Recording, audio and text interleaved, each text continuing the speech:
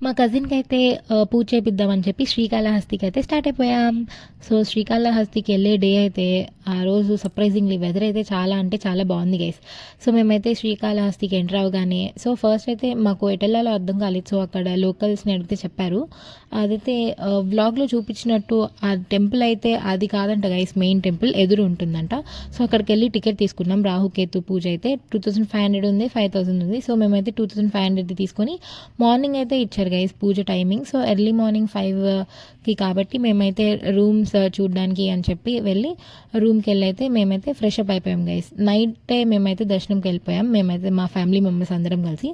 So, దర్శనంకి వెళ్ళే ముందైతే ఫోన్స్ అయితే మీరు అక్కడే పెట్టేసుకోండి, లేకపోతే ఇక్కడ మొబైల్ పెట్టడానికి కౌంటర్ ఉంటుంది. సో, అక్కడే పెట్టేసేసి దర్శనంకి వెళ్ళిపోండి. దర్శనం అయితే మాకైతే చాలా బాగా జరిగింది గైస్.